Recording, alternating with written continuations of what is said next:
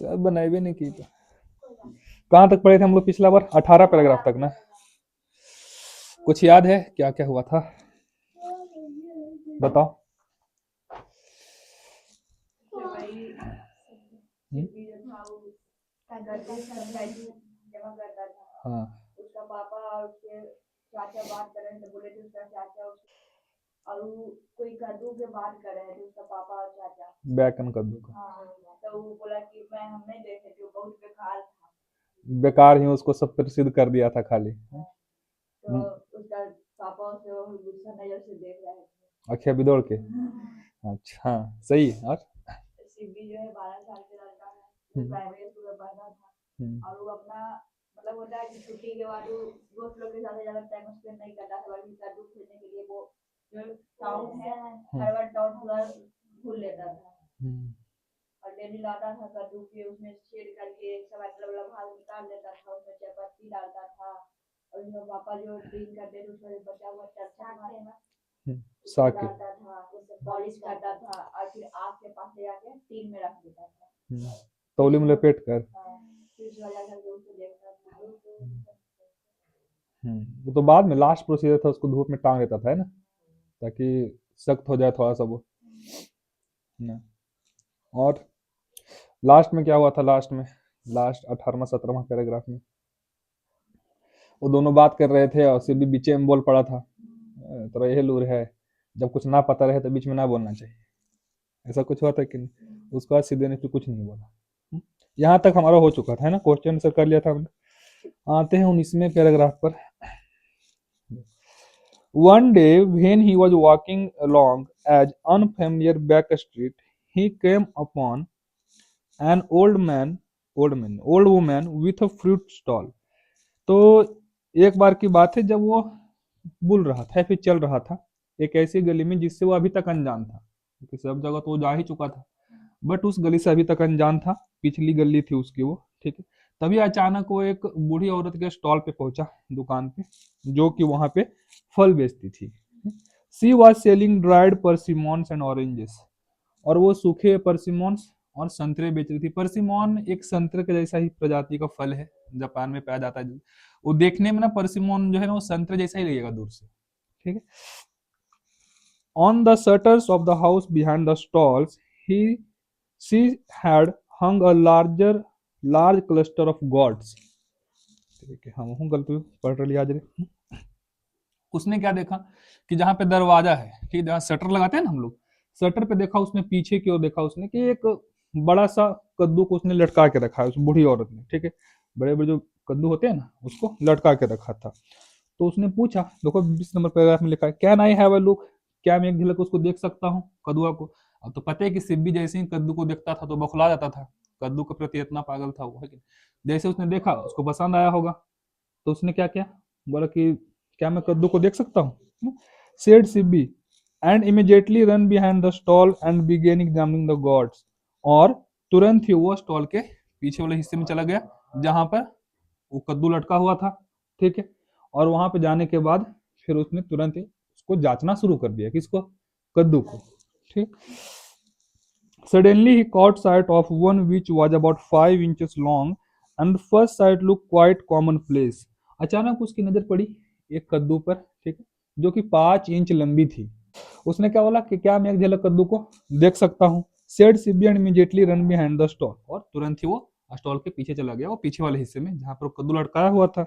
And began examining the gods. और फिर वही निरीक्षण करने लगा। उसकी तो आदत थी ना कि जैसे कोई कद्दू को देखा तो उसको एग्जामिन करता था, वो निरीक्षण करता था, परीक्षण करता था कि क्या उसमें कमी है, ठीक है ना, सुडौल है कि नहीं, पूरा तरह समतल है कि नहीं। तो ऐसा करने लगा उसको देख। Suddenly he caught sight of one which was about 5 inches long। तो उसके अचानक से एक नजर पड़ी कि एक कद्दू पर जो कि 5 इंच लंबा था, ठीक। And at first sight look quite common place. और पहली नजर में वो साधारण सा ही दिखा उसको। कॉमन प्लेस मैंने यहाँ साधारण, कॉमन प्लेस में तो साधारण से जगह हो जाएगा, लेकिन यहाँ पे कॉमन प्लेस में साधारण। पहली नजर में उसको साधारण सा वो कद्दू दिखा, जैसे सब दिखते हैं वैसे वो भी दिखा। Something about it made Sibbi's heart beat faster. लेकिन कुछ तो उसमें ऐसा था, कुछ तो खास बात थी जिससे सिब्बी की जो धड़कन थी वो तेज हो गई। होता है ना ऐसा, जब कोई पसंदीदा चीज या फिर कोई पसंदीदा इंसान ऐसे अगर सामने से आ जाए अचानक से, तो हम लोग भले के सोच के रखो कि ये बोलेंगे और ये कर देंगे, उसके साथ ऐसे करेंगे, लेकिन उस वक्त धड़कनें तेज हो जाती है। कभी महसूस किया आप लोग? होता है, ठीक है। या फिर कोई तुम्हारे दूर के परिवार है, बहुत मानते हैं आपको, अचानक से आप देख लो तो खुशी में चिल्लाए पड़ते हो कि नहीं? तो उस वक्त भी धड़कनें तेज होती हैं। तो सिब्बी के साथ भी ऐसा हो कि कुछ उस कद्दू में ऐसा था, कुछ तो खास बात रही होगी जिसको देख के सिब्बी की धड़कनें तेज हो गई, ठीक है। How much is this one? तो उसने बोला इसका कितना लगेगा, उस बूढ़ी औरत से उसने पूछा। He asked painting out the words. Painting out मतलब लड़खड़ाते हुए, हाफते हुए, कांपते हुए उसने बूढ़ी औरत से पूछा कि इसका कितना लगेगा, इस कद्दू का। अब किसी चीज को आप कुछ ज्यादा पसंद कर लेते हो ना, तो आपकी जो जबान है वो ऐसा सोचती है कि तुरंत ही बोल दे उस चीज को, और उसी चक्कर में हमारा जबान लड़खड़ा जाता है, ठीक है। तो भी लड़खड़ाते हुए, हाफते हुए बोला कि इसका कितना लगेगा। Well said the old woman, since you are just a lad I will let you have it for 10 cent. तो बूढ़ी औरत ने जवाब दिया कि अभी फिलहाल तो तुम एक लड़के हो, और इसलिए मैं तुम्हें ये कद्दू जो है केवल 10 सेन में दे दूंगी, ठीक है। क्योंकि तुम एक लड़के हो, लड़के मैंने कौन का कहने का मतलब था कि तुम एक प्यारे से छोटे से लड़के हो, तो तुमको मैं 10 सेन में दे दूंगी।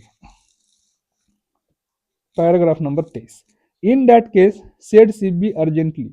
और इसी मामले में सिद्धि ने मतलब तुरंत से जवाब दिया, please hold it for me, want you. उसने क्या बताया कि इसको बेचिए उचेगा नहीं, प्लीज इसको रखे रहिएगा, करोगे ना पैसा, ऐसा उसने पूछा कि वांट यू मतलब है कि नहीं कि आप करोगे ना ऐसा, कि इसको जब तक नहीं होता है ना, जब तक मैं आ नहीं जाता, जब तक इसको आप रखे रहिएगा, ठीक है। देखिए यहाँ पे देखो ऑप्शन टेंस से लो क्वेश्चन टैग के, क्वेश्चन टैग का एक सेंटेंस है।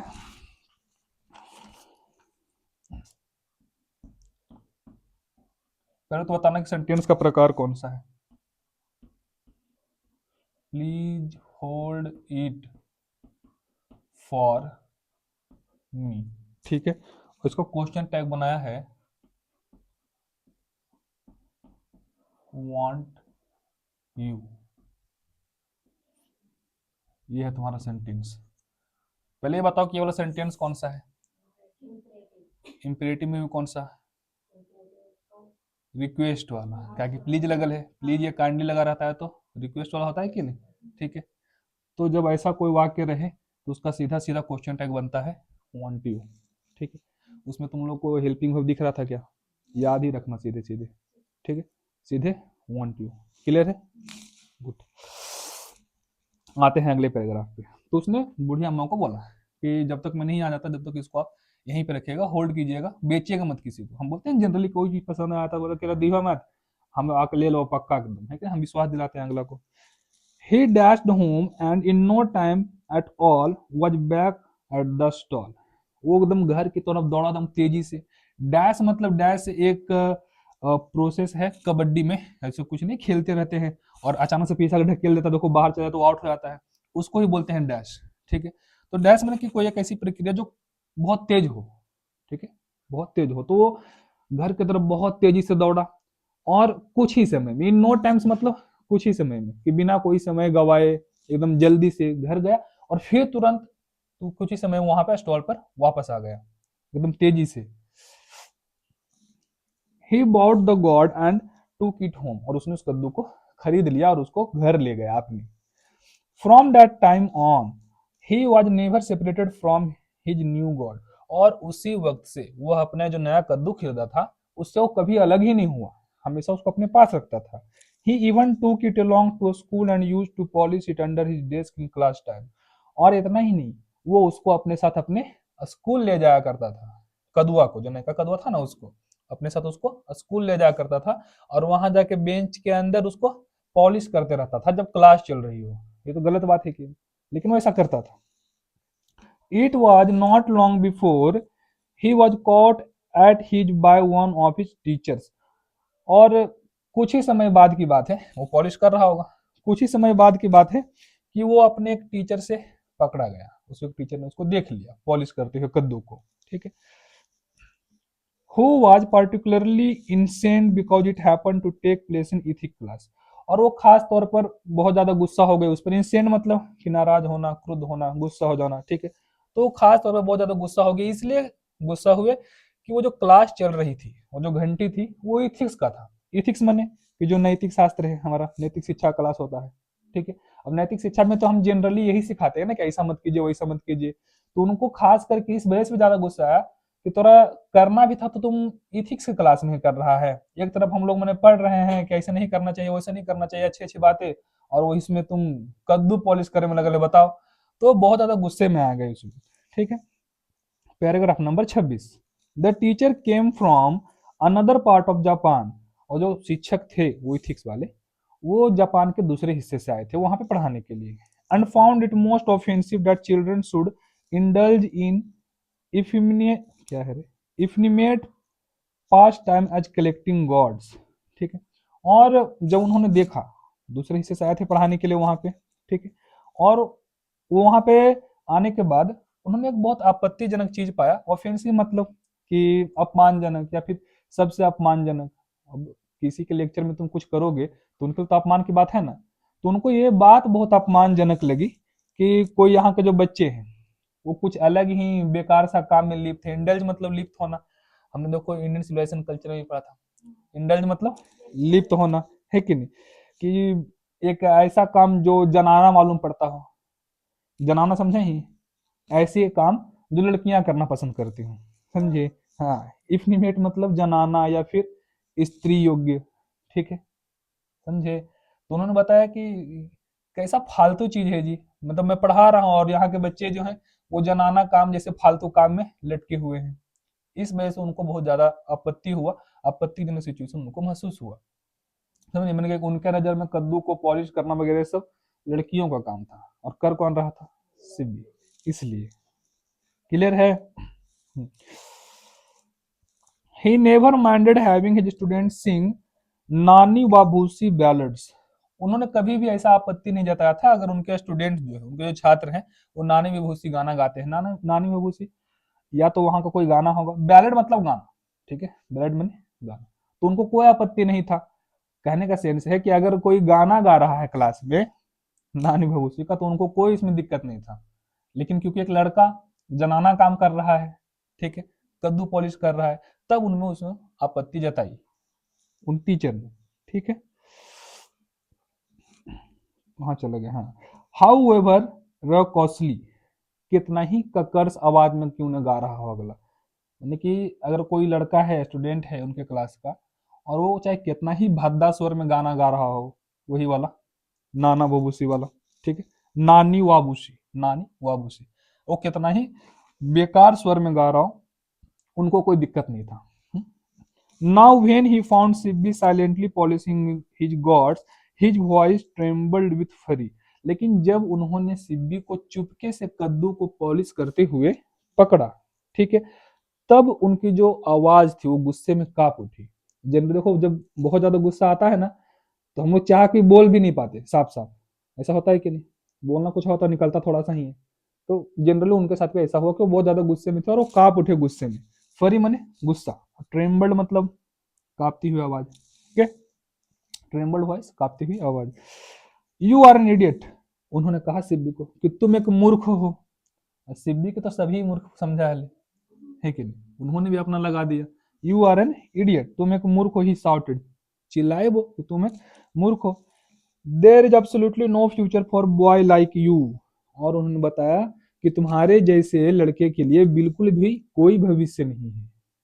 नहीं, यानी कि तुम्हारा कुछ भी नहीं हो सकता। जनरली देखो जो टीचर्स या फिर जो पेरेंट्स होते हैं, जब वो गुस्से में होते हैं तो ऐसी बातें निकल जाती हैं उनके मुंह से, है कि नहीं, कि तोर कुछ ना हो सका हो, तू फालतू है, ऐसा ही। जो जन्म बेचारा का मनोबल रहता है उसको भी तोड़ दिया जाता है। सिब्बी के साथ ऐसा हो रहा था। Then and there he confiscated the god on which Sibbi had spent so many long hours of work। और तत्काल ही, देन एंड देयर मतलब तत्काल ही, जल्द ही, उन्होंने उसे कॉन्फिसिकेट कर लिया, मतलब जब्त कर लिया उस कदुआ को, जिस पर सिब्बी ने एक लंबा सा घंटा बिताया था, मेहनत किया था पॉलिश करने पे, उस पर ख्याल रखने पे। उस कद्दू को उन टीचर ने जब्त कर लिया, ठीक है। सीबीएस स्टार्ट अच्छा स्टार्टेड है, Sibbi's stayed straight ahead and did not cry. Sibbi एक टक सामने देखते रहा लेकिन रोया नहीं। उसको गलती का एहसास होगा कि हाँ मैंने गलती तो की थी। जब ऐसा परिस्थिति आता है ना तो इंसान थोड़ा सा पास्ट में चला जाता है कि काश ऐसा नहीं किए होते, तो आज मेरा कद्दू मेरे पास होता। क्या ही जरूरत था उसको स्कूल में लाने के लिए, इतना मेहनत भी की, लेकिन सिब्बी का तो उसमें जान बस रहा था ना, उसको वो अलग नहीं कर रहा था। इसका मतलब कि वो नहीं चाहता था कि इसके ऊपर किसी और की भी नजर पड़े, मिस ही नहीं करना चाहता था एक पल भी। लेकिन ज्यादा केयर किया बेचारा, फिर भी पकड़ा गया। अब गलत तो था, लेकिन सिब्बी के लिए तो अच्छा था वो, उसको जब्त कर लिया गया वहां से। When he got home, Sibi face was pale। और जब वह घर आया, वह मैंने कौन, सिब्बी, और स्कूल के बाद जब वह घर आया तो उसका जो चेहरा था वो पीला पड़ चुका था। ठीक है, पेल मतलब पीला। अब चेहरा पीला पड़ना मतलब कि डरा हुआ होना, है कि नहीं, दुबका हुआ होना, उस प्रकार से। तो डर में उसका जो चेहरा था वो पीला पड़ा हुआ था। Without a word he put his feet on the warmer and sat looking blackly at the wall. बिना कोई शब्द कहे, बिना किसी शब्द कहे, बिना एक भी शब्द कहे, जैसे बोलते हैं ना घर में कि मैं आ गया हूँ, या फिर घर में जनरली जाते तो हम लोग मम्मी को या फिर पापा को किसको तो पुकारते हैं, है कि नहीं। तो ऐसा उसने कुछ ऐसा कुछ किया नहीं उस दिन। वो सीधे सीधे जहाँ पे वो पैर गर्म करने का स्थान था ना, वहां पे गया और उस पर अपना पैर रख के और वहीं दीवार को एकदम ऐसे ब्लैंक होकर देख रहा था, मैंने उसके भावहीन न होकर। ठीक है, मैंने कि दिमाग में कुछ चल ही नहीं रहा हो।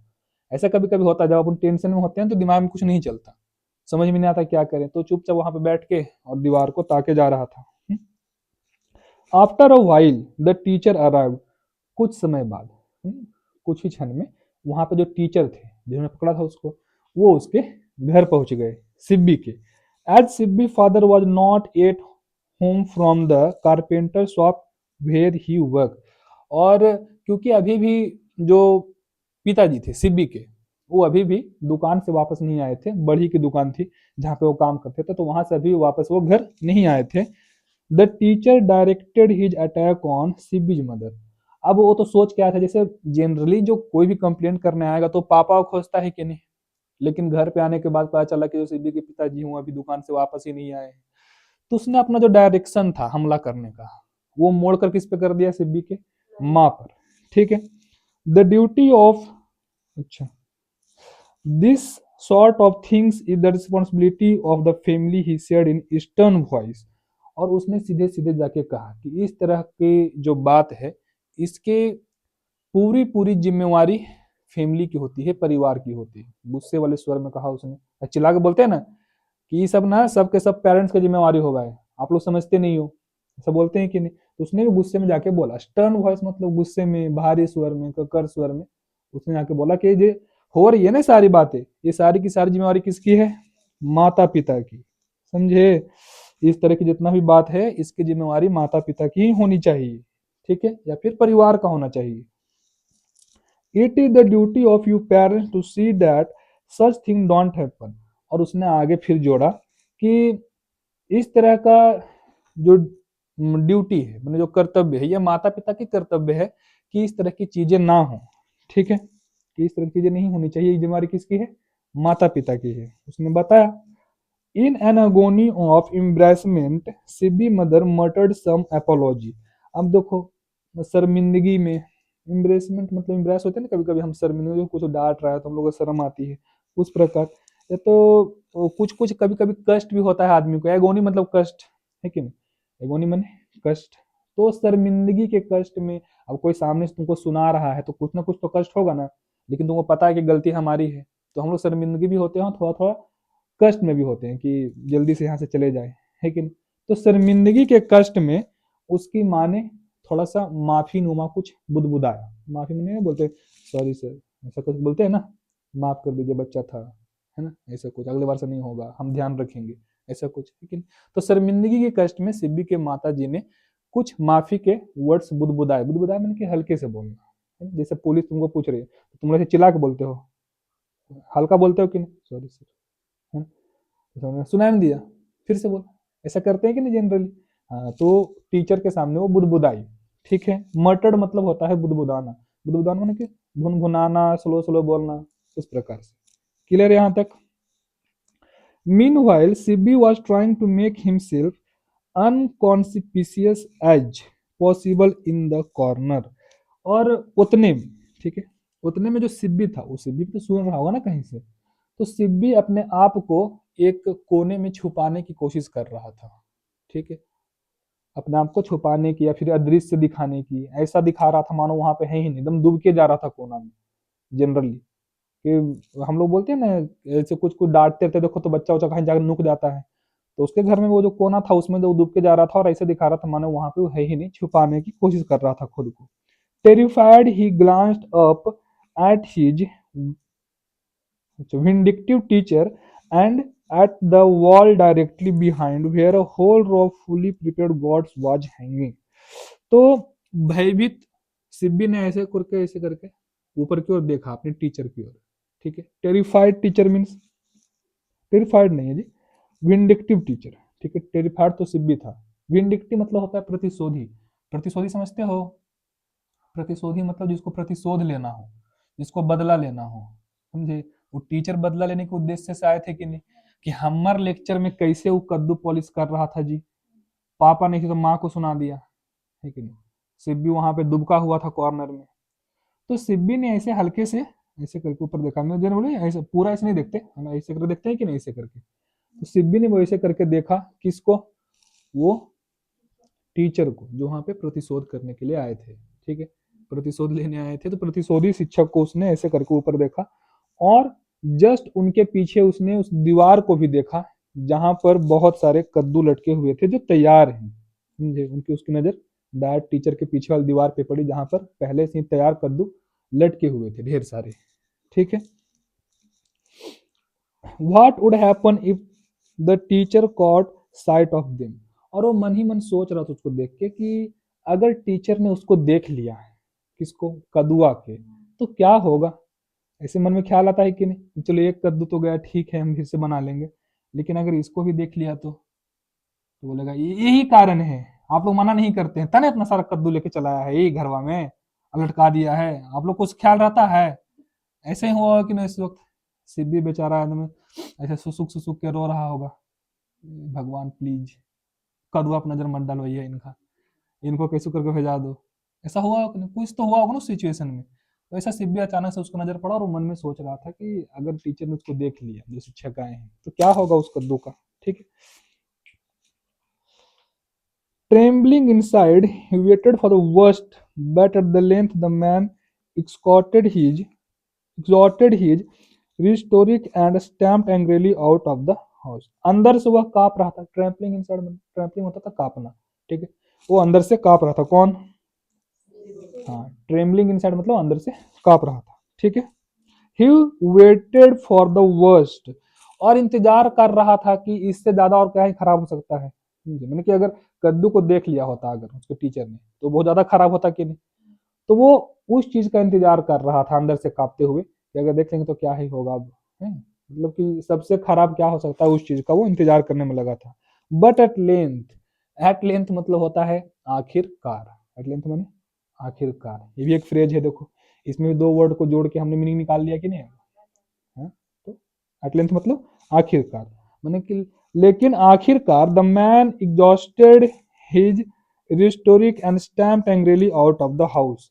आखिरकार वो जो आदमी था, आदमी कौन था जी? टीचर। उसने अपना जो भाषणबाजी था उसको बंद कर दिया। एग्जॉस्टेड माने बंद करना, और रिस्टोरिक माने भाषणबाजी। ठीक है, तो उसने अपना भाषण बंद कर दिया, and stamped angrily out of the house, और पैर पटकते हुए घर से बाहर चला गया। गुस्से में, जैसे तुम लोग ऐसे कुछ हो, कुछ कर रहे हो और घर वाला कल को एक तसला पानी भर दे, तो पैरा पटक पटक के जाए कि नहीं? जनरली ऐसा होता है कि नहीं, कोई ऐसा जो मन नहीं है करने का, फिर भी अगर आप लोग करने के लिए कह दिया घर वाले, और तुम लोग डरते भी हो अगले से, तुम्हारा मन भले क्यों नहीं, तो तुम गुस्सा निकालते हो पैर पे, स्टैम्प करते कर जाते हो ना, पैर पटकते पटकते जाओगे, तसला पटक दोगे जानबूझ के। तो उसी प्रकार वो गुस्से में पैर पटकते हुए घर से बाहर चले गए टीचर। ठीक है,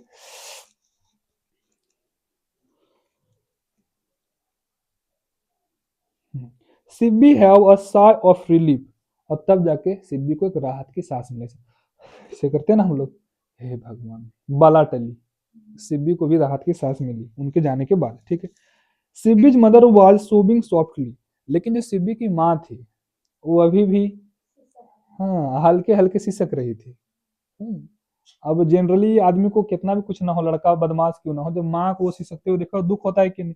सिब्बी की माँ अभी तक सिसक रही थी। इमेजिन कीजिए ना, उस दृश्य को इमेजिन कीजिए, उस वक्त क्या हो रहा होगा। सिब्बी के माँ बोल रहे हाँ तोरा यही लगी पाल पोस के बड़ा किलो, बताओ ये तो खुट्टा को होगा ना, कहा लिखी कदुआ के नहीं लाई, कद्दू ले आता है, देखो तो आज टीचर भी तुमको पकड़ लिए, तोर चक्कर में हमको सुनने सुनने को मिल रहा है यहाँ पे, है? क्यों करते हो ऐसा। और जनरली जो लेडीज लोग होते हैं ना, वो थोड़ा सा ज्यादा ही सेंसिटिव होते हैं कभी कभी। अब उनको थोड़ा सा सिब्बी का सपोर्ट करके बात को खत्म कर देना चाहिए था, लेकिन वो तो अपने ही डरी हुई थी, बेचारी बदबूदा रही थी उस वक्त, है ना। और यहाँ पे सुसुक रही है, सुसुकना माने कि धीरे धीरे ऐसे ऐसे ऐसे ऐसे करके कुछ रोना सा मुखड़ा बना के सुसुक रही थी धीरे धीरे, ठीक।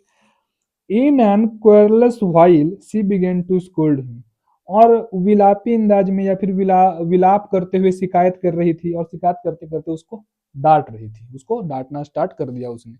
ऐसे होता है ना, ऐसे खुद रो भी रहे हैं, है ना, खुद रो भी रहे होते हैं, और चिड़चिड़ा रहे होते हैं, और अगला को डांट भी रहे होते हैं कि तोरे चक्कर में होलो है कलमुहा छौड़ा बकलोलहा, हमरे घरों में सबका आवे के रहा है, ऐसा कुछ बोलते हैं कि नहीं। तो चिड़चिड़ाते हुए शिकायत कर रही थी और उसको डांट रही थी, किसको, सिब्बी को, ठीक है। And in the midst of this Sibi father return from the shop, और इसी के बीच सिब्बी के पिताजी दुकान से घर वापस आ गए। अब देखो उसने उन्होंने क्या दृश्य हुआ होगा, उन्होंने देखा होगा सिब्बी की माँ को सुसुकते हुए, उन्हें पूछा होगा की होलो, के कुछ बोल को बोलना हो, जनरली ऐसा ही होता है ना। तो सिब्बी के माता जी ने सब कुछ बताया होगा। As soon has he heard what had happened, जैसे ही उन्होंने सुना कि क्या क्या हुआ है, सिब्बी के माता जी ने सब कुछ बता दिया। जनरली माएँ बचाती हैं बेटों को, इसने सब कुछ बता दिया सिब्बी की माँ ने। He grabbed his son by the collar and gave him a sound beating, तो सिब्बी के पिताजी ने उसको कॉलर से ऐसे करके पकड़ा और उसको एकदम जोरदार पिटाई लगा दी। साउंड बीटिंग मतलब मजबूती से, है कि नहीं, एकदम जोरदार आवाज वाला, चपाक चपाक वाला मरलखिन हत सिब्बी के। You are no good, you are no good means नहीं, यहाँ इसका मतलब है कि तुम कुछ नहीं कर पाएगा, तुम्हारा भविष्य खराब है, तो तुम कुछ भी नहीं बन सकते, ठीक है। यू आर नो गुड, तुम कुछ भी नहीं कर पाओगे, क्लियर है। ही बॉल्ड एट हिम, उन्होंने चिल्ला के कहा, चिल्लाया उस पर, सिब्बी पर, कि तू तोरे जैसे इंसान कुछ न कर पावा है। ऐसा होता है कि नहीं, जनरली गुस्से में पिताजी बोल देते हैं, माता जी बोल देते हैं कभी कभी, तो उन्होंने चिल्ला के बोला कि तुम्हारा कुछ नहीं हो सकता, तुम कुछ नहीं कर पाओगे। You will never got anywhere in the world, मतलब तुम संसार में कहीं भी नहीं रह सकते, कुछ भी नहीं कर सकते, तुम फालतू हो, कुछ भी नहीं कर पाओगे। अब देखो, भले ही गुस्से में ऐसा बोल रहे थे, लेकिन ये सब चीजें तोड़ती स्टूडेंट्स को, या फिर किसी भी छोटे छोटे बच्चे होते हैं तो उनके दिमाग पे प्रभाव डालता है, ठीक है। अब कहानी के माध्यम से सीखा ना, हम लोग यही समझा रहे हैं कि ऐसा नहीं करना चाहिए, कुछ तो सीखोगे ना कहानी से, है कि नहीं। तो चिल्ला कर उन्होंने क्या कहा कि तो कुछ नहीं बन पाओगे, संसार में तुम्हारा कोई स्थान नहीं है, तुम कहीं भी कुछ नहीं कर सकते, ठीक है, ऐसे करके उन्होंने बताया। बताया क्या, चिल्ला रहे थे उस पर। The way you are carrying on, जिस प्रकार से तुम कर रहे हो ना, उस तरह से तुम कुछ भी नहीं कर सकते अपने जीवन में। I have a good mind to throw you out in the street where you belong, और उन्होंने बताया कि मन तो कर रहा है कि तुमको उठा के ना बाहर गलियां में फेंक दे, जहां तुम्हारा स्थान है, ठीक है, समझे। गुड माइंड मतलब, गुड माइंड में एक फ्रेज है, इसका मतलब होता है इच्छा होना, समझे। गुड माइंड मैंने इच्छा होना। उन्होंने बताया कि I have a good mind, कि तुमको ना मेरी इच्छा हो रही है, कि मन कर रहा है कि तुमको उठा के हम बाहर गलियां में फेंक दे, जहां से तुम बिलोंग करते हो, वही तुम्हारा स्थान है, रही उन्हीं, ऐसे तो कद्दुए बेची हैं, ऐसे करके उन्होंने डांटा उसको बेचारे को। The gods on the wall caught his attention, अब टीचर से तो बच गया था वो जो कद्दू लटका हुआ था दीवार पर, लेकिन पिताजी का ध्यान खींच गया उस पर, कदुआ पर।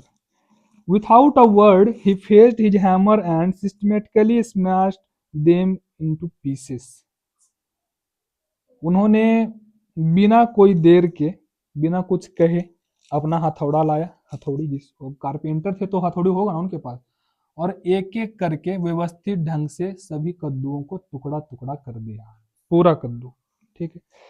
वन आफ्टर अनदर, एक एक करके, एक के बाद एक उन्होंने सारा कद्दू को तोड़ दिया। Sibbi turned pale but said nothing, ये सब देख के अब सोचो कि सिब्बी पे क्या गुजरा होगा।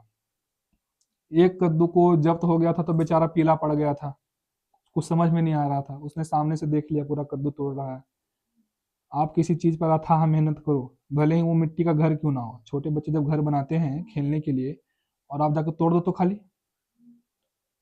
सबको पता, हम लोग जैसे जो मैच्योर लोग उनको पता होता है कि नहीं कि इसमें क्या ही रखा है, इससे क्या ही हो जाएगा, है कि नहीं, वो अपने आप भी टूट जाएगा दूसरे दिन। लेकिन तू होकर सामने जाके खाली तोड़ दो उसको, उसके बाद देखो कि वो कैसा तांडव करता है वहां, वैसा होता है कि नहीं। सिब्बी भी तो अभी 12 साल का ही था ना, बच्चे कैटेगरी में ही था वो। उसके उतना जो मेहनत करके उसने बनाया था, उसके सामने एक एक करके तारा को टुकड़ा टुकड़ा कर दिया गया। बेचारा फिर से पीला पड़ गया पूरी तरह से, इस बार तो कुछ ज्यादा ही हो गया होगा, लेकिन कुछ भी नहीं बोला, एक शब्द भी उसने नहीं बोला, ठीक, कुछ भी नहीं बोला उसने। The next day the teacher gave Sibbi confiscated god to an old porter who worked in the school. दूसरे दिन जो शिक्षक ने जो कद्दू जब्त किया था ना सिब्बी के पास से, वो कद्दू को पोर्टर को दे दिया जो स्कूल में काम करता है। पोर्टर मने कुली या फिर दरबान, दरबान होता है ना दरवाजा खोलने वाले, दरवाजे पे होते हैं, उसको उन्हें बुला के कद्दू को दे दिया। Here take this he said as if handing over some unclean object. और देते वक्त उन्होंने ऐसा जताया जैसे कि कोई घृणा वाली वस्तु हो या फिर कोई खराब गंदगी सी वस्तु हो जो कि साफ ना है, ऐसे करके कि ले जाओ इसको, ऐसे करके बोलते हैं ना, खराब चीज रहता है तो ऐसे मुंह बिचका के, तो उस प्रकार से बोला कि जी ले जाओ इसको। The Potter took the God home with him and hung it on the wall of A small सूटी रूम। तो जो दरबान था वो कद्दू को अपने साथ अपने घर पे ले गया और उसको दीवार पे जाके टांग दिया। एक ऐसा घर जो मैला कोचेला था, धुएं से सना हुआ था, काली पुती हुई थी, उस घर में उसको जाके उसने टांग दिया। अभी यहाँ पे रूम का वर्णन किया गया है थोड़ा सा, उस दरबान के रूम का जहाँ पे वो रहता था, ठीक है।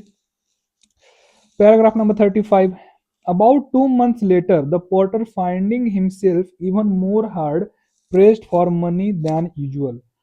2 मंथ, मंथ मैंने महीना, ठीक है, 2 महीने के बाद जो वो जो कुली था, कुली कुली नहीं दरबान था, जो पोर्टर था, उसने आपको अपने आप को पैसे के लिए बहुत ही कंजेस्टेड पाया, मतलब उसका पैसा खत्म हो चुका था, ठीक है, बहुत ज्यादा मुश्किल में पाया अपने आप को, ऐसा मुश्किल जो उससे पहले उसके पास नहीं आई थी पैसे के मामले में, ठीक है। उसने खुद को पाया कि उसके पास पैसे नहीं है बिल्कुल भी, या फिर खत्म हो चुके हैं, है ना, ऐसा होता है ना कभी कभी अचानक से, उसके साथ भी हुआ।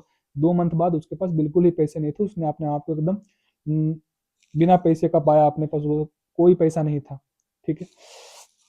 Decided to take the god to a local curious shop to see if he could get a few coppers for it. तो उसने उस वक्त डिसाइड किया कि जो उसके पास कोई कद्दू है जो सिब्बी से जब्त करके उसको दिया गया था, उस कद्दू को क्यूरियो शॉप के पास ले जाएगा। क्यूरियो शॉप मैंने कल हम डिस्कशन किया था ना, क्यूरियो शॉप मैंने प्राचीन वस्तुओं की दुकान। हाँ, उसने डिसाइड किया कि उसको वो प्राचीन वस्तुओं की दुकान को पास ले जाएगा, उनके पास ले जाएगा, ताकि उससे अगर हो सके तो कुछ उसको कुछ सिक्के ही मिल जाए। कॉपर्स मतलब यहाँ पे पैसे, कुछ पैसे उसको मिल जाए, है कि नहीं, इसी उम्मीद में वो लेके जाने को सोच रहा था। The curio dealer examine the god carefully, then assuming an uninterested tone handed it back to the porter saying I might give you 5 yen for it। अब जब क्यूरियस शॉप के पास वो ले गया तो जो डीलर था, डीलर माने कि वहां जो काम करते हैं ना, जो लेन देन करते हैं, वो जो उसने देखा कद्दुआ को, उसको दिया, वो कद्दू को उसने एग्जामिन किया, मैंने जांचा पूरा तरह से, और जांचने के बाद उसने मुंह को बिचकाते हुए, जैसे कि उसमें कुछ इंटरेस्ट ही ना हो, उसको कोई रुचि ना हो कद्दू को, उसने उसको फिर से पोर्टर के हाथ में ऐसे देते हुए कद्दू को उसने बोला कि मैं इसका ज्यादा से ज्यादा 5 सेन दे सकता हूँ। जानबूझ के ऐसा किया होगा उसने, है कि नहीं। उसने क्या किया, पहले कद्दू को जांचा अच्छे से, और फिर उसके बाद ऐसे करके मुंह बिचका के, जा जी ज्यादा दे 5 रुपया दे पाएंगे इसका, ऐसा हम लोग बोलते हैं जनरली हमारे एरिया में। उसने बोला कि इसका मैं बहुत ज्यादा तो कितना दे पाऊंगा, 5 सेन दे पाऊंगा। I might give you 5 yen for it, Sen नहीं इन, 5 yen इसका दे पाऊंगा, ठीक है। द पोर्टर वॉज अस्टॉन्ड, और वो जो था तुम्हारा जो दरबान था, उसको तो उम्मीद ही नहीं थी कि 5 yen मिल जाएगा, वो तो सोच क्या था कुछ तो मिल जाए, है कि नहीं। वो हैरान था, अस्टॉन्ड मतलब कि हैरान, वो भी अंदर से हैरान है, 5 yen, ऐसा होता है ना कभी कभी, जैसे तुम कुछ बेचने गए हो, तुम अपने मन में लेके जा रहे हो कि कम से कम 10 रुपया जरूर मिलेगा, और वहां पे तुम गए और वो बोल रहा है कि ज्यादा ज्यादा हम 5,000 दे पाएंगे, इससे ना दे पाएंगे ज्यादा, तो 5,000 और 10 रुपये में फर्क है ना, है कि नहीं। तो सोचा था कुछ पैसे मिल जाएंगे, लेकिन वहां पर जाकर क्या पता चला कि उसको वो 5 येन देने के लिए तैयार था। तो वो हैरान था। कौन? वही दरबान। ठीक है। But being quite an astute old man replied coolly, I certainly wouldn't part with it for that. उसने क्या बोला? अब क्योंकि वो बूढ़ा था और चालाक था, तो उसने धीमे स्वर में कहा कि क्या मैं निश्चित रूप से छोड़ दूं आपके पास ये 5 येन में? वो भी कम चालाक नहीं है। उसने क्या बोला धीमे स्वर में? अच्छा, 5 येन में छोड़ दें आपके पास? ऐसा करके उसने बोला उसको। किसको? वो जो डीलर था ना, ओकरा। ठीक है। The dealer immediately raised his offer to 10 yen. और जैसे ही उसने यह बात बोली तो डीलर ने तुरंत अपना ऑफर 5 येन से 10 येन कर दिया। अच्छा ठीक है, 10 येन देते हैं हम आपको। But the porter was still adamant. लेकिन अभी भी वो जो दरबान था वो अभी भी अटल था, अड़ा हुआ था। अड़ा हुआ माने कि अभी भी बेचने के लिए तैयार नहीं था 10 येन में। समझे नहीं? अटल था वो, है कि नहीं। माने कि अब वो समझ गया ना कि जो डीलर है वो हमको ही डील कर रहा है कि नहीं। वो जैसे ही समझा वो अड़ गया कि ना ना ना 10 येन में कैसे बेच देंगे जी। The porter was stunned but being quite astute old man replied coolly, certainly wouldn't part with for it. The dealer immediately raised his offer to 10 in, but the porter was still adamant. कभी भी वो अड़ा हुआ था। Clear है? कुछ पूछना है? अच्छा। In the end the curio dealer had to pay 50 in for the God. और आखिरकार लास्ट में वो जो डीलर था, प्राचीन जो वस्तुओं की दुकान वाला जो मालिक था, उसको 50 एन देने पड़े। समझे? उस दरबान को, उस कद्दू के लिए कितना? 50 yen, 50 yen. The porter left the shop delighted at his luck. और वहां से वो जो दरबान था वो अपनी किस्मत पर खुश होके वहां से चला गया, जा रहा था कि बाप रे इतना बढ़िया किस्मत, इधर तो हम फेंकने वाले थे जी कदुआ को डस्टबिन में, पता नहीं भगवान की मति है देखो कि हम इसको लटका के रख ले रहे, भले ही मेरा रूम सड़ा हुआ क्यों ना हो, लेकिन इसमें वो कद्दू को रखा मैंने। अब देखो तो दरबान बताया तो कि वो दरवाजे पे, अरे को रूम में रहता था जो गंदा था। समझे? नहीं, अपने रूम में, पार्टिकुलर एक जगह नहीं बताया गया है इसमें। समझे? ठीक है, देखो आगे देखो। It wasn't often that the teachers gave one a free gift equivalent to a year wages. और यह आम तौर पर होता नहीं था कि कोई जो टीचर है उसको एक ऐसा गिफ्ट दे दे, एक ऐसा उपहार दे दे जो उसके 1 साल के वेतन के बराबर हो। मतलब तो जो 50 एन था ना, उसका जो 1 साल का वेतन था उसके बराबर था। यानी कि 1 साल में उसका पेमेंट 50 एन होता था, यानी कि लगभग लगभग 4 एन प्रति, 4 सवा 4 एन प्रति महीना। समझे? तो वो सोच रहा था कि ऐसा अक्सर तो नहीं होता कि इतना महंगा गिफ्ट टीचर हमको कभी दिए हैं। He was so clever as not to mention the matter to anyone, and neither CB nor the teacher ever heard about what had happened to the god। ठीक है। और वह इतना चालाक था कि उसने कभी भी जिक्र नहीं किया। ठीक है, कभी भी जिक्र नहीं किया उस बात का कि उस कद्दू के साथ क्या हुआ, ना तो टीचर के साथ और ना ही सीबी के साथ। कभी किसी को पता ही नहीं चला कि हुआ क्या आखिर उस कद्दू के साथ। सब तो सोच रहे थे खुदा के फेंक दिया होगा, और उसने इस बात को पूरी तरह से छुपा लिया, चालाकी बतिया के। अगर बता देंगे तो फिर दिक्कत ना हो जाएगा, है कि नहीं। उसने नहीं बताया किसी को भी। Yes, the porter was clever. हाँ, तो हमको ये समझ में आती है कि जो दरबान था वो चालाक था, है कि नहीं। But he was not clever enough. लेकिन इतना भी चालाक नहीं था। ऐसा क्यों बोला गया है देखिए।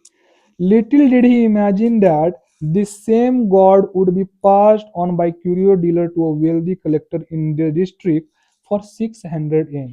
क्योंकि उसने कभी भी यह नहीं सोचा होगा कि वही कद्दू जिसने उसे 50 एन में बेच दिया है, वह सेम कद्दू उस कॉरियो जो क्यूरियो शॉप था, उसका जो डीलर था, उसने उसी जिले के एक मतलब वेल्दी माने जिसके पास ढेर सारा पैसा हो, अमीर। ठीक है, तो अमीर एक संग्रह करता था, वो भी कद्दू का कलेक्शन करता होगा, उसको उसने 600 एन में बेचा। समझे? 600 एन में 12 गुना ज्यादा, है ना। 12 गुना ज्यादा एन में उसने उसको बेच दिया। तो ज्यादा क्लेवर था क्या? नहीं ना, वो सोच रहा था कि हम कितना चालाक हैं, लेकिन उससे ज्यादा चालाक कौन था? वो डीलर, है कि नहीं? वो तो उसको 5 दे रहा था स्टार्टिंग में और उसके बाद उसको 6 में, तो कितना फायदा होता? 50 में भी उसको फायदा ही हो रहा है, ठीक है? तो इतना भी चालाक नहीं था, क्योंकि उसने 50 में ही बेचा था और उसने अगले को 600 में बेच दिया। Sibi is now engrossed in his pictures. अब देखो, यहाँ से वो वाला सीन खत्म होता है और हम आते हैं फिर से सिब्बी पर, कि सिब्बी फिर से अपने चित्रों में खोया हुआ था, ठीक है? इंग्रोस्ड मतलब खोया हुआ, ठीक है? जैसे वो बीच पे चलते हुए खोया हुआ था ना एक बार, तल्लीन होना, उसी प्रकार वो चित्रों में खोया हुआ था, ठीक है? He no longer feels any bitterness either toward the teacher और toward his father who smashed all his precious gods to to pieces, ठीक है?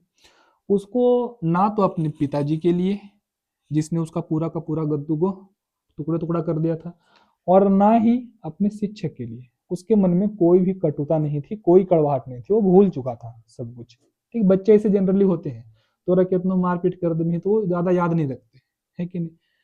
याद रखने वाली चीज एक उम्र के बाद आती है, और फिर वहीं से होता है खतरनाक वाला एंट्री है ना, हमारा जो खतरनाक वाला जो व्यवहार स्टार्ट होता है, वो याद रखने से होता है, कि अगर तुम किसी चीज को, जैसे जहर है, जहर नहीं, एक ऐसा कटीला पौधा है जिसको अगर तुम पकड़ के रखोगे तो तुमको दुख होगा। अब उसका उपाय सिंपल सा है कि नहीं, उस कटीला पौधा को आप छोड़ दो, अगर उसको पकड़ ले रहोगे तो दर्द तो होते रहेगा ना। उसी प्रकार यादें हैं, अब जितना मैं आसानी से बोल रहा हूँ कि यादों को भूल जाओ, उतना आसान है नहीं, लेकिन सच्चाई यही है कि नहीं, सिर्फ भी भूल चुका था। अब वो किस में बिजी था? पेंटिंग में, चित्र बनाने में बिजी हो गया था वो। एट ग्रेजुअली, ग्रेजुअली मतलब धीरे धीरे, ठीक है? और एट माने फिर भी, at gradually his father has begun to scold him for painting pictures. लेकिन अब भी उसके जो पिताजी थे, धीरे धीरे अब उसको चित्र को पेंटिंग करने के लिए भी डांटना स्टार्ट कर दिए थे। अब फिर से उन्होंने बोलना स्टार्ट कर दोगे, हाँ यही कर, यही काम दे, तू चित्र बनाओ दिन भर, पढ़ना लिखना तो है नहीं, चित्र बनाएगा, बकलोल कहीं का। पहले कद्दू पॉलिश करा है ना, अब चित्र बनाओ, कद्दुए बनते रही तो ऐसी कर, यह लिखी तो हमने कमा ही। घर वाले जब बोलना स्टार्ट करते हैं ना, तो वो रुकते ही नहीं है, ठीक है? लेसन समझ में आया? आसान था कि नहीं? इसको जरा सा इमेजिन करके देखिएगा आप लोग, कि कैसा कैसा हुआ होगा सिद्दीक से। 2-3 घटनाएं तो इतनी अजीब अजीब हुई कि अगर 12 साल के लड़के के साथ सच में ऐसा अगर कुछ होता है तो टूट जाएगा, सीधी सी बात है, ठीक है?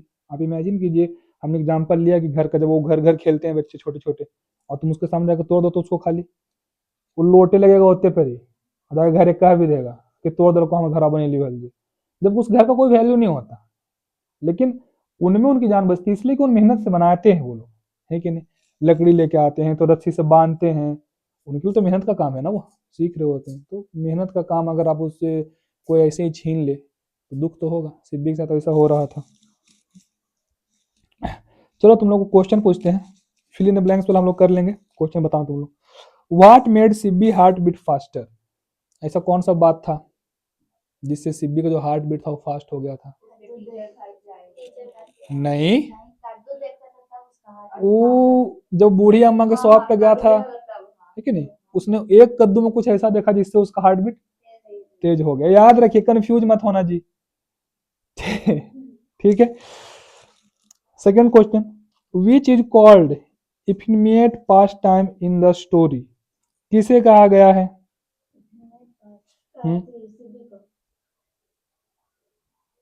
सिब्बी को कहा गया है।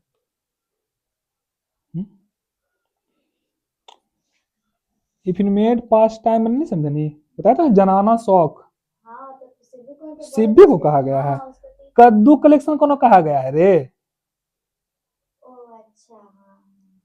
मतलब कि एक ऐसा शौक जो लड़कियों द्वारा ज्यादातर किया जाता है, ठीक है? वो किसको कहा गया? कद्दू कलेक्शन को ना, उसको पॉलिश करने को, कद्दू पे काम करने को, कि ये तो लड़कियों का काम है कि नहीं? ऐसा बताया था कि नहीं? याद रखना है इसको, ठीक? पास टाइम मतलब कि टाइम पास करना, समय बिताना उसके जरिए, ठीक है? तो एक ऐसा समय बिताने का जरिया जो लड़कियां यूज करती हूँ, किसको कहा गया था? कद्दू संग्रह को, ठीक है? ठीक है। Third question, how did Sibbi father react to the teacher's complaint? Teacher की शिकायत पर जो सिब्बी के पिताजी थे, उन्होंने कैसे रिएक्ट किया सिब्बी की जोरदार पिटाई करके और सिब्बी के जितना भी कलेक्शन था कद्दू वाला उसको तोड़कर, है कि नहीं। अब टीचर का कंप्लेंट तो नहीं था, वो उसकी माँ का कंप्लेंट था, बट इनडायरेक्टली अगर देखा जाए तो माँ को तो कंप्लेंट टीचर ने ही किया था। ठीक, question number 4, how much did the curio dealer पे फॉर द कॉन्फिस्केटेड गॉड, वो जो जब्त किया गया कद्दू था उसके लिए उस कोरियो डीलर ने, ठीक है, प्राचीन वस्तुओं की दुकान का जो डीलर था उसने उसको लिए कितने पैसे दिए थे? 50 उस दरबान को, पोर्टर को, है कि नहीं। क्वेश्चन नंबर 5 लास्ट क्वेश्चन है, what did Sibbi do after he was forced to give up collecting gods. अब जब सिब्बी को जबरदस्ती छुड़वा दिया गया, है कि नहीं, जो गिव अप करने छोड़ देना, तो यहाँ तो उसको जबरदस्ती छुड़वा दिया गया ना, कद्दू का जो कलेक्शन करने का उसको शौक था उसको जबरदस्ती छुड़वा दिया गया, तो उसके बाद सिब्बी क्या करता था? उसने पेंटिंग का स्टार्ट किया था, है कि नहीं। देखो लॉन्ग आंसर वाला क्वेश्चन भी इधर, तो जो लॉन्ग आंसर वाला है ये हम लोग करेंगे बाद में, उससे पहले इसको जितना भी जो ग्रामर वाला पार्ट है या फिर वर्ड मीनिंग वाला पार्ट है इसको सॉल्व कर लेंगे, ठीक है, करेंगे इसको। तो बताना, who was Sibi, what was his hobby, Sibi कौन था और उसका हॉबी क्या था? 12 साल का लड़का था तो जापान के हर्बल से मेरा हर्बल नहीं, हार्बर, हार्बर, हाँ, उसका कद्दू कलेक्शन करना हॉबी था। Good. Pick out instances from the story to show that Sibby was passionate towards God collection. Instances मतलब कि ऐसी परिस्थितियां निकालो खोज कर तुम लोग किताब से जहां पर आपको समझ में आता है कि सिब्बी कद्दू के लिए बहुत ज्यादा सीरियस था। जैसे बहुत सारे यहाँ पे आया है कि नहीं लाइंस, तो उस लाइंस को खोज के निकालना है। जैसे कि वो जैसे ही बूढ़ी औरत के पास वो कद्दू देखा तो उसने बोला इसको बेचना मत प्लीज, है कि नहीं, हम लेके आते हैं पैसा तुरंत, है कि नहीं। कद्दू एक अनयूजुअल कद्दू उसने देख लिया था सामान में कि बहुत ज्यादा पसंद है उसको, दिल की धड़कनें तेज हो गई थी, है ना। कद्दू जब जब्त हुआ था तो उसका चेहरा पीला पड़ गया था, लेकिन लास्ट में जब कद्दू को तोड़ दिया गया तब उसके मुंह से एक आवाज भी नहीं निकली, वो रो भी नहीं पाया बेचारा, है कि नहीं। जब ज्यादा दुख में होता है तो ऐसा होता है, पीला पड़ गया था पूरा। तो ये सब चीजें दर्शाती हैं कि उसको हाँ सच में कद्दू का बहुत ज्यादा शौक था। और भी चीजें हैं, जैसे वो व्याकरण कद्दू का एग्जाम्पल था उस वक्त, उसने बोला फालतू चीज था वो, लेकिन उसका था ना, उसको मतलब पता था तब ना। तीसरा देखिए, explain the views of Sibi father about him and his hobby. Sibi को लेके और सिब्बी के हॉबी के लेके उनके पिताजी का क्या मानना था उसको एक्सप्लेन करना है। समझ रहे हो ना क्वेश्चन, कर लोगे, आसान है कि नहीं।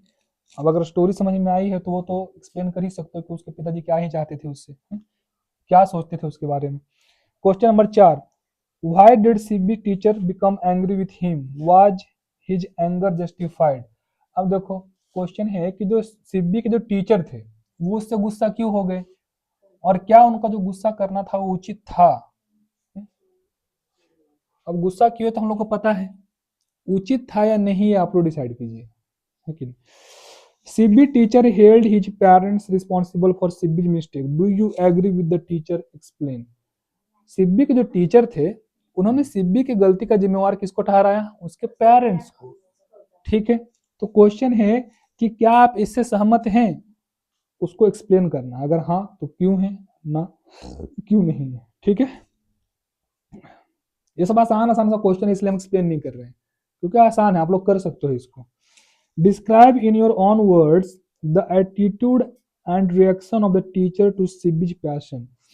अब अपने शब्दों में तुमको डिस्क्राइब करने के लिए बोला है, उल्लेख करने के लिए बोला है सिब्बी का जो पैशन था, ठीक है, उस पे टीचर की ओर से। ठीक, अगर आप इसको ऐसे समझिए कि अगर आप टीचर होते वो वाले, ठीक है, जो फिजिक्स का क्लास ले रहे थे और सिब्बी का पैशन के बारे में आपको पता चलता तो आप लोग का रिएक्शन क्या होता, समझा दीजिए, बस इसका आंसर मिल जाएगा, ठीक है। अपने वर्ड में क्योंकि करना है ना, तो अपने वर्ड में तो हम उसको उस परिस्थिति में अपने आप को रख के देख लेंगे, ठीक है। Why and how did Sibi change his hobby, क्यों और कैसे सिब्बी ने अपना जो हॉबी था उसको चेंज कर लिया। Describe in your own words, अपने शब्दों में बताना है। अब 4-5 लाइन में तो ये हो जाएगा। चेंज तो क्यों किया हम लोग को सबको पता है, उसको जबरदस्ती चेंज करवा दिया गया है कि नहीं, या फिर उसको मतलब ऐसी ऐसी परिस्थिति से बेचारा गुजरा कि उसको समझ में आ गया था कि मेरे घर वाले कभी नहीं समझेंगे और ना ही समाज वाले या नहीं तो कोई टीचर भी नहीं समझ रहा है यहाँ पे, है ना। तो उसने चेंज कर लिया। Do you have similar experience describe in on words? क्या तुम्हारे साथ भी ऐसा कुछ अनुभव है? अगर है तो उसको अपने शब्दों में व्याख्यान कीजिए। क्लियर? नहीं है तो सीधे सीधे नो। सबके साथ ऐसा एक्सपीरियंस नहीं हो सकता है कि नहीं, किसी किसी के पेरेंट्स सपोर्टिव होते हैं बहुत ज़्यादा, है ना, तो वो अगर कुछ कर रहा होता है तो बोलते हैं ठीक है चलो कर लो, कुछ तो कर रहा है कर लो। Sketch the character of Sibbi as an artist. एक आर्टिस्ट के तौर पे सिब्बी का स्केच आपको करना है। स्केच मैंने कि तुम लोग को अब उसमें बनाना नहीं है, पेंटिंग नहीं बनाना है, उसके बारे में लिखना है, ठीक है, कि Sibbi as a artist. Artist मैंने कलाकार, तो एक कलाकार के रूप में सिब्बी का आपको वर्णन करना है। ठीक है, हो जाएगा। आसान था नहीं कि नहीं क्वेश्चन सारा, लेसन भी अच्छा था। तब ना हमने डिस्कस किया था कि कभी कभी है ना कि एक स्कूल या फिर घर वाले ही पैशन को मार देते हैं। पता नहीं उनके मन में क्या ही भरा पड़ा है सबके मन में कि ऐसा करेंगे तो ही अच्छा है, अगर ऐसा करेंगे तो खराब है। ऐसा कुछ भी नहीं होता। आप जो कर रहे हो अगर वो तन मन धन सब लगा के कर रहे हो, एकदम पैसिनेट हो उस चीज को, तो यकीन मानिए कि वो आपको फायदा देगा, जब तक कि पॉजिटिव चीज है। अब तो बम बने में वो भी खराब काम लगे तो नुकसान भी देह भी है ना। कुछ ऐसा जो अच्छा भी है और आपको उसमें मन भी लग रहा है, लेकिन अगला को लग रहा है कि ये क्या करेगा। जैसे दिक्कत पता है क्या है कि हमारे घर वाले ना उम्मीद बांध लेते हैं कि हमारा बेटवा ये करे, कुछ और ना करे। जैसे अगर वो पेंटिंग बना रहा है अच्छा, तो घर वाले कहेंगे पेंटिंग बनाने से क्या ही हो जाएगा, पढ़ाई कर लो। दिन भर पढ़ते रहे उनके सामने, भले के तोरा एबीसीडी तक ना आवा, खाली किताब खोल के बैठे रहे ऐसे, तो 10 उतर काबा कर, उनकी मेहनत तो बड़ी करता है जी, लेकिन पता नहीं कैसे नहीं हो रहा है। और लास्ट में फिर बोलेंगे वही दिन भर पढ़ते रहे हैं। सही बात है कि नहीं? ऐसा जनरली आपने उन्हें देखा होगा आस-पास या फिर अपने घर में भी देखा होगा। एक रील देख रहा था मैं, उसमें क्या था कि एक बच्चा बहुत अच्छा क्रिकेट खेलता था, बहुत मतलब फर्स्ट क्लास क्रिकेट खेलता था वो। तो उसके पिताजी ने बोला कि क्या तू दिन भर खेलते रहता है, पढ़ ले। लास्ट लास्ट में उसने आजिज होके खेलना छोड़ दिया, उसने पढ़ाई करके एक अच्छा सा जॉब ले लिया। फिर एंट्री होती है एक बच्चे की टीवी में, जिसने डेब्यू किया था मैच खेलने के लिए इंटरनेशनल में या फिर आईपीएल में या फिर कहीं रणजी पर, जो कि बहुत अच्छा खेल रहा था, कम उम्र का था। उसके पिताजी फिर से स्टार्ट थे, ये वो हमर के देखी कुछ कर लेता इसके जैसा, और कुछ दिन पहले तक वही डांट रहे थे उसको खेलने से। तो जिसको बोलना होता है ना वो कभी नहीं सुधर सकता, एकदम कन्फर्म मानिए। जिसको आपको साथ रहना है आपके साथ, वो हमेशा आपके साथ ही रहेगा, चाहे कोई परिस्थिति, वो अच्छा बोलेगा आपके बारे में। तो इस वजह से कोई काम को छोड़ देना कि लोग क्या कहेंगे, ये बहुत ज़्यादा ही अजीब सा कहानी है। इसके चक्कर में नहीं छोड़ना चाहिए, समझे? खराब बोलने वाला हमेशा ही खराब बोलेगा। ठीक है, लेसन खत्म हुआ।